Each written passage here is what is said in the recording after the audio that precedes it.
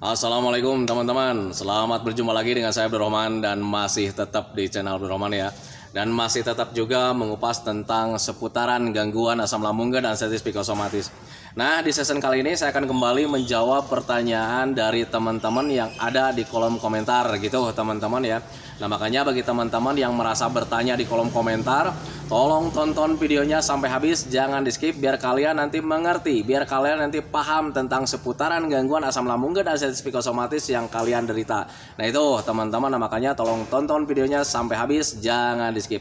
Dan kemudian seperti biasa ya, bagi teman-teman yang baru bergabung, kalau seandainya kalian mau bertanya tentang seputaran gangguan asam lambung dan sensitif psikosomatis, alangkah baiknya kalian tonton dulu video-video saya sebelumnya, karena untuk seputaran gangguan asam lambung dan sensitif psikosomatis semuanya sudah saya share ya. Dari mulai cerita saya yang terkena gangguan asam lambung dan sensitif psikosomatis, kemudian merasakan 1001 macam sensasi yang sangat tidak nyaman, itu sudah di-share teman-teman ya. Dan kemudian bagaimana cara menangani setiap sensasi yang hadir, itu juga sudah di-share. Nah makanya biar lebih jelas, biar lebih detail, alangkah baiknya kalian tonton dulu video-video saya sebelumnya. Nah itu teman-teman ya. Dan kemudian bagi teman-teman yang baru bergabung juga, seperti biasa juga, kalau seandainya kalian belum subscribe channelnya, mohon videonya itu di-subscribe dulu, karena untuk subscribe itu tidak memerlukan biaya, tidak memerlukan pendaftaran. Jadi subscribe itu adalah hal yang sangat mudah sekali bagi teman-teman lakukan ya. Jadi teman-teman itu cukup memijit saja tulisan subscribe, biar kenapa? Jujur ya, biar videonya itu cepat berkembang dengan baik. Dan kalau seandainya videonya itu berkembang dengan baik, sudah barang tentu itu akan menambah semangat tersendiri buat saya untuk terus nge-share tentang seputaran gangguan asam lambung dan sensitif psikosomatis ini terhadap kalian. Kemudian yang lebih penting dan yang lebih utamanya, tekan juga tombol lonceng sama tombol like-nya ya. Biar kalian itu dapat notifikasi atau pemberitahuan video saya yang terbaru. Karena saya itu akan terus nge-share tentang seputaran gangguan asam lambung dan sensitif psikosomatis ini terhadap kalian, dengan tujuan semoga saja videonya itu menjadi wasilah atau jalan keluar bagi kalian yang sedang mengalami gangguan asam lambung dan sensitif psikosomatis hingga membaik ya, apalagi sampai sembuh total. Amin ya robbal alamin. Ya minimal hanya memberikan motivasi saja, atau lebih minimalnya lagi hanya sekedar menemani kalian yang sekarang sedang merasakan tidak nyamannya dari gangguan asam lambung dan sensitif psikosomatis. Nah itu teman-teman ya. Nah langsung saja teman-teman ya. Pertanyaan yang pertama itu dari siapa nih? Assalamualaikum Pak Guru, izin bertanya, lebih bahaya mana, asam lambung biasa atau asam lambung anxiety? Semoga dijawab. Ini sebetulnya pertanyaannya itu jawabannya itu beda ya gitu teman-teman. Jadi untuk asam lambung itu ya asam lambung teman-teman, tetapi untuk anxiety itu anxiety teman-teman. Tetapi kalau misal kalian ditanyakan untuk asam lambungnya saja, asam lambung yang biasa dengan asam lambung yang ada anxiety-nya itu sebetulnya sama teman-teman ya, sensasinya sama gitu teman-teman ya, kemudian dampaknya juga sama teman-teman ya. Nah tetapi berbeda ketika kalian terkena ada anxiety disordernya di situ, rasanya pasti berbeda teman-teman. Jadi rasanya itu kayak macam nano-nano. Kenapa saya katakan berbeda dan kayak macam nano-nano, bercampur seperti itu teman-teman ya? Karena di situ ada anxiety disorder juga, ada sensasi anxiety-nya gitu teman-teman ya. Jadi ketika kalian mengalami sensasi dari gangguan asam lambung, kemudian ada juga sensasi dari anxiety disorder bercampur di situ. Nah makanya sensasinya itu sangat banyak sekali. Nah itu teman-teman, tetapi berbeda ketika kalian mengalami cuman asam lambung saja gitu teman-teman ya. Itu kalian mengalami sensasinya itu cuman asam lambung saja, cuma sedikit sih sebetulnya. Nah itu teman-teman, dan kemudian kalau saya dikatakan berbahaya, semuanya juga tidak berbahaya teman-teman ya, karena gangguan asam lambung biasa kemudian gangguan asam lambung yang ada anxiety disorder itu tidak berbahaya teman-teman ya, bisa sembuh total gitu teman-teman. Nah makanya pahami saja ke sana. Tetapi kalau misalkan ditanyakan lebih mengganggu mana, lebih cenderung kambuh yang mana gitu teman-teman ya, saya bisa jawab teman-teman ya, untuk gangguan asam lambung lebih cenderung yang sering kambuh itu justru sebetulnya yang tidak ada anxiety disordernya teman-teman ya. Kenapa saya katakan yang tidak ada anxiety disorder itu bisa lebih cepat kambuhnya? Karena ketika orang terkena gangguan asam lambung, di situ tidak ada ketakutan ya. Nah itu teman-teman, tidak ada ketakutan sehingga hidupnya itu enjoy saja. Dan ketika enjoy saja, ada rasa cuek yang sangat besar di situ, kehidupannya terlena teman-teman ya. Jadi ketika ada asam lambung sedang tidak nyaman karena memang cuek, tidak ada ketakutan tentang kematian, kematian, akhirnya dia lebih dominan tidak menjaga pola makan. Nah itu teman-teman, akhirnya ketika dia sudah sembuh, baru juga sembuhnya 95% gitu teman-teman ya.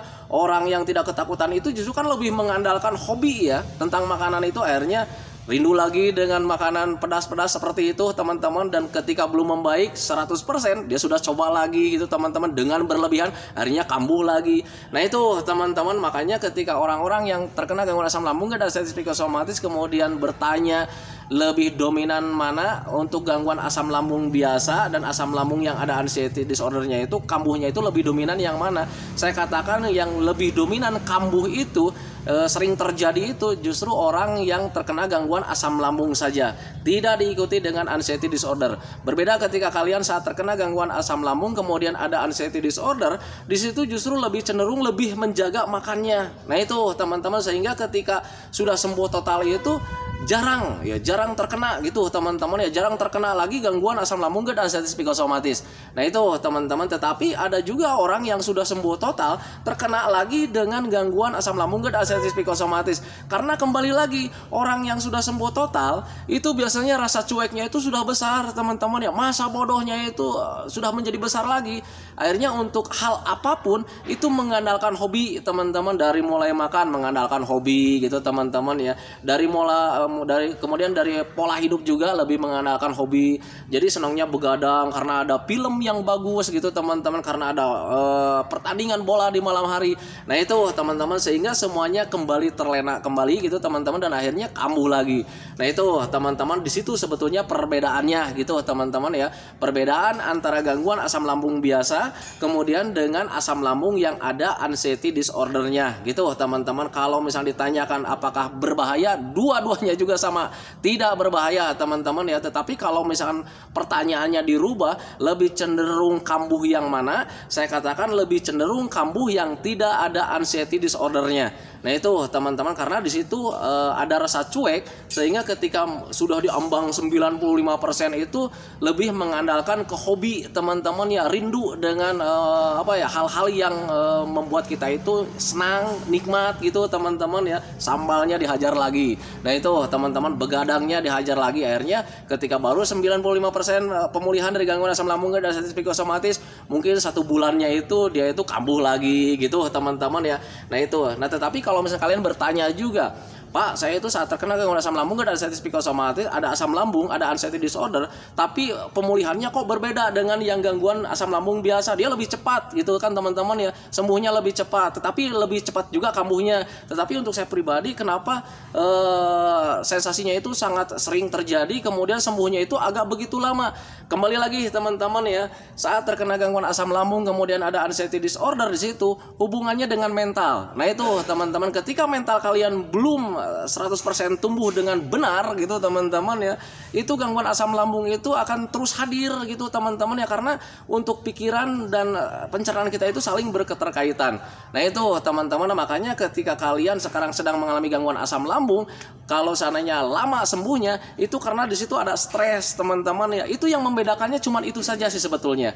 Nah itu teman-teman ya, kalau seandainya kalian tidak ada stres, tidak ada ketakutan, mungkin asam lambungnya itu sama dengan asam lambung yang biasa gitu teman-teman ya, pemulihannya mungkin akan sama, bakalan lebih cepat. Tetapi sekarang karena memang ada stres di situ gitu teman-teman ya, ada ketakutan yang lebih besar, sehingga itu bisa mempengaruhi proses pemulihannya itu agak begitu lama, karena berkaitan dengan pola pikir kita. Kalau seandainya pola pikir kita benahi, itu justru pemulihan dari gangguan asam lambung itu akan lebih cepat. Nah itu teman-teman, itu pengalaman saya dulu saat terkena gangguan asam lambung dan artritis psikosomatis. Nah itu teman-teman ya. Nah kemudian pertanyaan yang kedua, Solo hadir yang membuat saya takut, saya selalu bermimpi yang aneh-aneh sehingga pas bangun suka ketakutan. Nah itu orang-orang yang terkena gangguan asam lambung dan artritis psikosomatis biasanya seperti itu teman-teman ya. Kenapa untuk orang-orang yang terkena gangguan asam lambung dan artritis psikosomatis lebih dominan mimpi-mimpinya itu tentang hal-hal yang menakutkan teman-teman ya. Kenapa bisa seperti itu? Karena itu dipicu dari pola pikir yang setiap hari kita lakukan. Nah itu teman-teman, setiap hari kita berpikirnya itu tentang yang negatif-negatif teman-teman ya, tentang kematian lah, tentang penderitaan lah, tentang sensasi yang tidak nyaman lah, tentang umur kita sudah nggak panjang lagi lah. Nah itu teman-teman ya, sehingga di situ menimbulkan ketakutan teman-teman ya. Dan ketika pikiran kita itu selalu mengarah-arah ke arah sana teman-teman ya, itu berpengaruh ke mimpi kalian juga gitu teman-teman. Karena mimpi itu bunga tidur ya. Apa yang selalu kalian pikirkan secara berulang-ulang gitu teman-teman ya, itu nanti bisa terbawa ke alam mimpi kalian teman-teman ya. Mari berpikir logika saja. Kalau seandainya kalian selalu berpikir tentang kesenangan-kesenangan teman-teman ya, itu nanti kesenangan-kesenangan itu kalian bisa terbawa juga ke alam mimpi teman-teman ya. Kalian mimpinya yang menyenangkan. Nah itu teman-teman ya. Nah itu karena mimpi itu bisa terpengaruh dari apa yang selalu kita pikirkan secara berulang-ulang setiap harinya. Nah itu teman-teman ya, dan nanti bisa masuk ke alam bawah sadar kita, dan akhirnya kita itu tertanam dalam pikiran kita teman-teman, dan akhirnya bisa berpengaruh ke mimpi kita juga. Nah itu teman-teman, nah, makanya saya katakan wajar sebetulnya kalau untuk orang-orang yang terkena gangguan asam lambung dan anxiety psikosomatis, mimpinya itu selalu mimpi yang aneh-aneh, mimpi-mimpi yang menakutkan gitu teman-teman ya. Itu sebetulnya dampak dari ketika kita stres atau terlalu banyak pikiran ke hal-hal yang negatif teman-teman ya. Nah itu, nah makanya pahami saja ke sana gitu teman-teman ya. Nah kemudian pertanyaan selanjutnya dari siapa ini? Salam sehat bang, saya dari Taiwan. BAB saya sekarang sudah normal. Apakah itu sudah sembuh bang? Semoga abang selalu dalam sehat walafiat. Amin. Amin ya robbal alamin ya. Untuk orang-orang yang terkena gangguan asam lambung, ini saya ceritakan asam lambung dulu gitu teman-teman ya. Jangan bercerita tentang masalah anxiety dulu gitu teman-teman ya.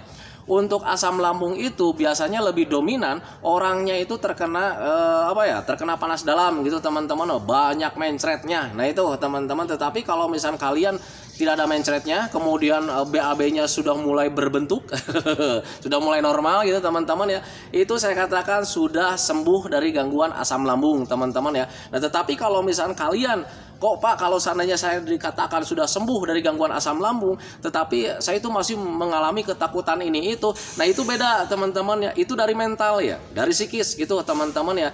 Ingat, untuk orang-orang yang terkena gangguan asam lambung, GERD, anxiety psikosomatis, itu kalian dapat dua gangguan teman-teman. Yang pertama gangguan medis, yaitu tentang asam lambungnya. Kemudian yang kedua itu gangguan psikis, yaitu ada ketakutan di situ, ada anxiety disorder di situ, ada kecemasan berlebih di situ. Karena apa? Karena traumanya dari mana? Dari saat terkena gangguan asam lambung dan anxiety psikosomatis, rasanya seperti mau mati teman-teman ya. Nah itu menjadi trauma tersendiri, dan ketika trauma ya kita mengalami ketakutan ini itu. Nah itu teman-teman. Nah makanya ketika kalian sekarang sedang terkena gangguan asam lambung dan anxiety psikosomatis, kalian bisa lihat BAB kalian sudah berbentuk, sudah normal, BAB-nya lancar gitu teman-teman ya. Katakan BAB-nya itu dari mulai durasinya sudah mulai lancar gitu teman-teman ya, dari mulai bentuk BAB-nya juga sudah bagus gitu teman-teman ya. Itu bisa dikatakan kalian sudah sembuh dari gangguan asam lambung. Tetapi kalau misalnya kalian mengalami ketakutan ini itu, ada kecemasan tersendiri gitu teman-teman ya. Nah itu dari psikis, dari mental gitu teman-teman ya. Jangan pernah kalian kait-kaitkan dengan asam lambung teman-teman ya. Pak saya itu asam lambungnya mungkin belum sembuh gitu kan karena saya itu masih mengalami ketakutan. Beda teman-teman ya. Gangguan yang kalian rasakan ini itu berbeda dengan gangguan asam lambung. Asam lambung sudah katakan sudah sembuh gitu teman-teman ya. Tetapi kalau misalnya ketakutan itu dari mental kita, dari psikis kita. Nah makanya kalau seandainya asam lambung kalian sudah betul gitu teman-teman ya, betulkan juga psikis kalian, mental kalian betulkan juga gitu teman-teman ya. Nah dengan cara seperti apa? Memahami apa yang terjadi teman-teman. Sadari saja kalian mentalnya sedang terganggu gitu teman-teman ya. Kebenaran yang kalian itu sekarang menjadi turun ya, mental tempe gitu teman-teman ya. Dan kalau seandainya kalian menyadari ke sana, kalian juga nanti bisa berpikir logika juga gitu teman-teman. Oh iya betul nih, mentalnya berarti harus dibenahi dengan cara seperti apa?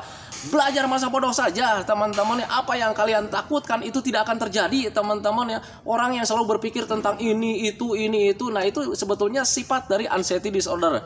Nah itu teman-teman, nah, makanya pahami saja ke sana. Mulai dari sekarang belajar masa bodoh. Yang penting kalian itu melakukan aktivitas yang menyenangkan, melakukan hobi-hobi yang menyenangkan.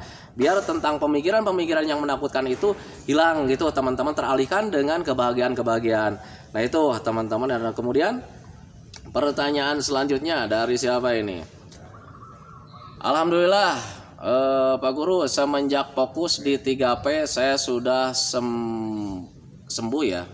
Alhamdulillah semenjak fokus di 3P, Pak Guru, saya sudah sembuh di ambang 95%. Semangat pejuang asam lambung, kita pasti sehat, kita pasti sembuh. Amin ya robbal alamin. Amin ya robbal alamin. Dan itu pasti teman-teman ya. Nah makanya untuk orang-orang yang terkena gangguan asam lambung dan artritis psikosomatis, jangan pernah menyerah dengan keadaan kalian teman-teman ya. Tapi Pak, saya merasakan tidak nyamannya itu setiap hari. Nah lu sedang sakit teman-teman ya, terima saja gitu teman-teman ya. Yang harus kalian lakukan itu jangan pernah mengeluh, kemudian jangan pernah meratapi nasib teman-teman ya. Nanti juga kalian bakalan sembuh total dari gangguan asam lambung dan artritis psikosomatis. Yang harus kalian lakukan itu adalah tetap fokus menjaga 3P-nya. Pola makannya dijaga, pola hidupnya dijaga, pola pikirnya dijaga. Nah itu teman-teman, kemudian selalu mengupayakan gimana caranya supaya hati dan pikiran kita itu tetap senang setiap harinya. Nah itu teman-teman, karena untuk gangguan asam lambung dan artritis psikosomatis itu paling tidak bisa sekali mempunyai beban pikiran walaupun sedikit saja. Kalau seandainya kalian ada beban pikiran, asam lambungnya itu semakin menjadi lagi. Nah itu teman-teman, makanya usahakan dari mulai sekarang jangan terlalu banyak beban pikiran gitu teman-teman. Tetapi Pak, ini sulit sekali ya menghindari pola pikir yang negatif itu teman-teman ya. Memang untuk menghindari pikiran-pikiran negatif itu agak sulit teman-teman ya, tetapi kalian bisa mengalihkannya dengan cara seperti apa?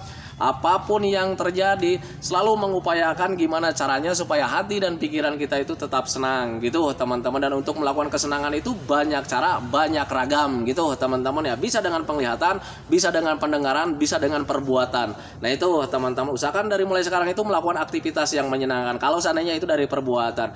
Kemudian kalau misalnya dari pandangan, usahakan dari mulai sekarang itu melihat yang bagus-bagus teman-teman ya. Kayak macam jalan-jalan, melihat pematang sawah, melihat pemandangan-pemandangan yang indah. Nah itu teman-teman, jangan pernah kalian mencari-cari berita-berita yang cukup menegangkan teman-teman ya. Nah makanya untuk orang yang kena asam itu harus bisa menghindari apa yang jelek-jelek gitu teman-teman, biar kita itu ya tidak tambah ketakutan teman-teman. Karena jujur ya, untuk aslam itu biasanya selalu menyamakan. Nah itu teman-teman ya. Nah itu dari penglihatan. Kemudian dari pendengaran juga, usahakan dari mulai sekarang itu kalian mendengarkan yang baik-baik teman-teman ya. Jangan pernah kalian mendengarkan itu yang menegangkan teman-teman ya. Kayak macam informasi-informasi yang tidak jelas gitu teman-teman ya. Hati-hati lu, asam lambung itu bisa menyebabkan kematian. Tambah op lu nya. Nah itu teman-teman, dan ketika kalian tambah down itu ya, justru pemulihan dari gangguan asam lambung dan artritis psikosomatis itu akan terasa lama dan akan terasa berat. Nah itu teman-teman ya. Nah makanya usahakan dari mulai sekarang itu hindari pendengaran yang membuat kita tegang teman-teman. Contoh kematian, jangan pernah kalian dengarkan. Kalau seandainya ada di pengeras, kalau seandainya kalian belum kuat juga mendengarkan hal-hal yang negatif teman-teman ya, biasanya di pengeras itu suka ada pengumuman tentang kematian ya teman-teman ya. Hindari seperti itu teman-teman ya. Kalau seandainya assalamualaikum warahmatullahi wabarakatuh, cepet-cepet. Nah itu teman-teman, itu saya dulu gitu teman-teman ya. Jadi ketika ada suara di pengeras itu di masjid biasanya gitu teman-teman ya, assalamualaikum warahmatullahi wabarakatuh, langsung saya tutup telinga teman-teman ya. Takutnya itu adalah kabar duka. Nah itu teman-teman ya. Nah kemudian kalian juga jangan pernah mendengarkan ocehan-ocehan yang membuat kita tidak nyaman. Misalkan ocehan-ocehan orang lain yang membuat nafsu kita atau emosi kita tidak stabil teman-teman ya. Jangan didengarkan seperti itu teman-teman ya. Usahakan kalian itu mulai dari sekarang itu mendengarkan motivasi-motivasi. Kemudian usahakan kalian itu mendengarkan hal-hal yang baik-baik teman-teman ya. Biar kalian itu ada semangatnya gitu teman-teman ya. Karena jujur ya, semangat itu bisa membantu proses pemulihan dari gangguan asam lambung dan artritis psikosomatis. Nah itu teman-teman, berbeda ketika orangnya itu selalu mendengarkan hal-hal yang jelek-jelek gitu teman-teman ya. Semangat itu nggak ada teman-teman ya. Yang lebih hadir itu, justru yang lebih dominan hadir itu ya, kadang kita itu ketakutan, ketegangan gitu teman-teman ya. Nah makanya usahakan dari mulai sekarang mendengarkan hal-hal yang baik-baik. Nah itu teman-teman ya. Nah itu teman-teman ya. Sekarang durasinya udah hampir mau 20 menit nih teman-teman ya. Jadi saya hentikan teman-teman, dan ini masih banyak sekali pertanyaan dari teman-teman yang belum sempat saya jawab teman-teman ya. Bagi teman-teman yang belum terjawab pertanyaannya teman-teman ya, saya mohon maaf atas keterbatasan saya, karena memang durasinya sekarang itu saya upayakan jangan sampai lebih daripada 20 menit gitu teman-teman ya. Nah itu teman-teman ya. Nah, kemudian seperti biasa ya, bagi teman-teman yang ingin bertanya juga silakan saja kalian bertanya di kolom komentar. Nanti bisa saya jawab lewat video-video seperti ini, teman-teman ya, karena ketika saya share video tentang seputaran gangguan asam lambung dan sensitif psikosomatis, saya sudah bingung sekarang itu teman-teman ya. Judulnya apa nih yang harus dibuat gitu teman-teman, karena semuanya itu sudah di-share semuanya teman-teman ya. Dari mulai cerita saya yang terkena gangguan asam sampai semuanya dari ujung rambut sampai ujung kaki gitu teman-teman, semuanya sudah di-share teman-teman ya. Nah, makanya sebetulnya biar videonya itu tidak berulang-ulang teman-teman ya, alangkah baiknya kalian tengok juga video-video yang terdahulu teman-teman ya, karena semuanya udah di-share dari mulai rambut rontok misalkan gitu teman-teman, sudah ada videonya. Kemudian kepala sakit sudah ada videonya teman-teman ya, mata buram, kemudian telinga berdenging, sakit gigi, kemudian tenggorokan, dada, kemudian ulu hati, perut dan sebagainya, itu komplit semuanya teman-teman ya. Nah, itu makanya saya itu sekarang lebih sering menjawab pertanyaan yang ada di kolom komentar teman-teman ya, ketimbang membahas satu permasalahan saja. Nah, itu teman-teman, karena semuanya sudah di-share gitu teman-teman ya. Nah, itu teman-teman ya, video saya jawaban dari teman-teman. Jawaban pertanyaan-pertanyaan dari teman-teman sudah saya jawab, walaupun tidak semuanya gitu teman-teman ya. Semoga saja jawabannya itu bisa menenangkan kalian, semoga saja jawabannya itu menjadi wasilah buat kalian. Nah, itu teman-teman. Kemudian seperti biasa ya, sebelum saya akhiri videonya, saya selalu mendoakan sama teman-teman itu, semoga saja teman-teman itu cepat sehat lagi, cepat sembuh lagi, cepat kembali lagi keadaan kalian yang dulu, baik semangatnya, moodnya, tertawanya, pokoknya kehidupan kalian yang berwarna itu semoga saja cepat kembali lagi, karena memang saya yakin 100% bahwa keadaan kalian yang dulu itu sangat dirindukan sekali. Nah, itu teman-teman. Kemudian doakan saya juga teman-teman ya, agar saya itu tetap sehat, tetap kuat, tetap ceria, agar masih bisa tetap menemani kalian. Nah, itu teman-teman ya, sentikan videonya teman-teman ya. Assalamualaikum warahmatullahi wabarakatuh.